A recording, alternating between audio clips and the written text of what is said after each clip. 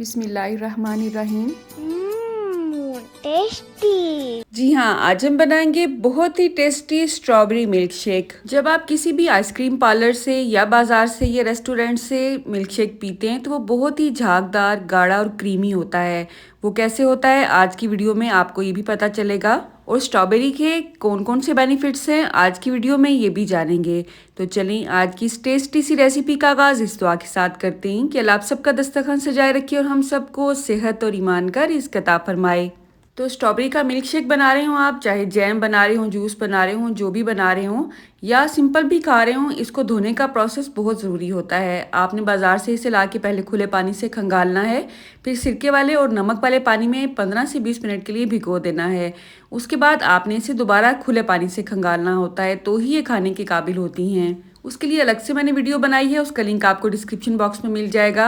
अब यहाँ पे मैंने अच्छी तरह से वॉश करने के बाद जो भी मुझे नरम वाली स्ट्रॉबेरीज लगी हैं, एक्स्ट्रा नरम और गली हुई, उनको मैंने अलग कर लिया है। अब ऊपर वाला इसका पार्ट हमने काट लेना है। कोशिश करें जब स्ट्रॉबेरी लाएं तो इस तरह की लाएं कि थोड़े से बड़े साइज़ की हों और फ्रेश हों। अगर स्ट्रॉबेरी के ऊपर वाइट वाला पार्ट ज़्यादा है तो वो भी आपने मिल्क शेक बनाते हुए रिमूव कर लेना है। अब जैसे भी आपको इजी लगता है आप इसकी कटिंग करें। कटिंग करना कोई रॉकेट साइंस नहीं है। अगर बात की जाए इसके बेनिफिट्स की तो विटामिन सी और के का ये ख़जाना होती हैं, मैग्नीशियम से भरपूर होती हैं।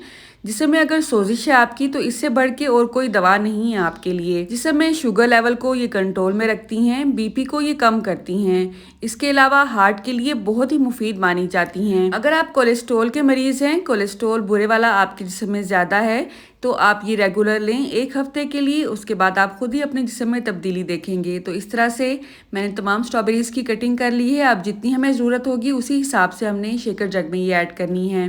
तो जितनी मैंने कटिंग की है उसमें से हाफ ही मैं शेकर जग में ऐड करूँगी और इसे 3 गिलास में बनाऊँगी। अब आपके घर में कोई भी शुगर जो यूज़ होती है आप वो इसमें ऐड कर सकते हैं। हमारे घर में ज़्यादा ब्राउन शुगर यूज़ होती है, तो 3 गिलास के लिए मैं इसमें 3 चम्मच ऐड कर रही हूँ और ये बहुत ही नॉर्मल सा मीठा है। आप अपनी पसंद से ज़्यादा भी ऐड कर सकते हैं। अब शेक करते हुए हमने जग को भर नहीं देना है दूध के लिए, थोड़ा सा ही डालेंगे जिसमें स्ट्रॉबेरीज मिक्स हो जाएं। थोड़ी सी क्रीम ऐड करेंगे 3 से 4 चम्मच के हिसाब से। इसके अलावा भी इसमें 1-2 चीज़ें और जाएंगी, तो आपने वीडियो के एंड तक मेरे साथ रहना है। अच्छी तरह से इसे शेक करेंगे। एक और ज़रूरी पॉइंट, आपने स्ट्रॉबेरीज़ को मिल्क शेक बनाने से पहले 1 से 2 घंटे के लिए फ्रीज़र में रखना है, ताकि आपको इसमें आइस क्यूब्स डालने की ज़रूरत ना महसूस हो। अगर आप इसमें आइस क्यूब्स डालेंगे ना तो इसमें पानी पानी सा आ जाएगा, जो बिल्कुल भी अच्छा नहीं लगता है। मज़ीद दूध मैंने इसमें ऐड किया है, अच्छी तरह से मिक्स किया है। अब एक ख़ास इंग्रेडिएंट इसमें ऐड करेंगे। मेरे पास है स्ट्रॉबेरी सिरप। ये अक्सर आइसक्रीम्स और केक्स की टॉपिंग वगैरह के लिए यूज़ होता है। आप इसमें ये ऐड करेंगे तो आप यकीन करें इतनी अच्छी खुशबू, इतना अच्छा टेस्ट आता है कि आप ये मिल्क शेक पीते ही रेस्टोरेंट वाला मिल्क शेक भूल जाएंगे। बहुत ही प्रोफेशनल सा टेस्ट आता है इससे। इसके अलावा रेस्टोरेंट्स में जो स्ट्रॉबेरीज यूज़ की होती हैं वो फ्रीज़ की होती हैं। फ्रीज़ की हुई स्ट्रॉबेरीज से मिल्क शेक ज़बरदस्त किस्म का बनता है, ये बात भी आपने ज़हन में रखनी है।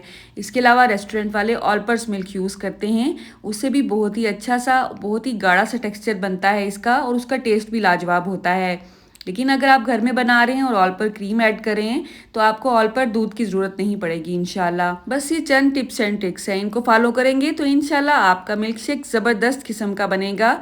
बड़े तो बड़े बच्चे भी मांग मांग के पियेंगे। वैसे अगर आपने स्ट्रॉबेरीज़ की अफादियत से भरपूर फ़ायदा उठाना है तो इसे रा फॉर्म में खाएं। कोई भी जूस, कोई भी शेक बनाने की आपको बिल्कुल भी ज़रूरत नहीं है।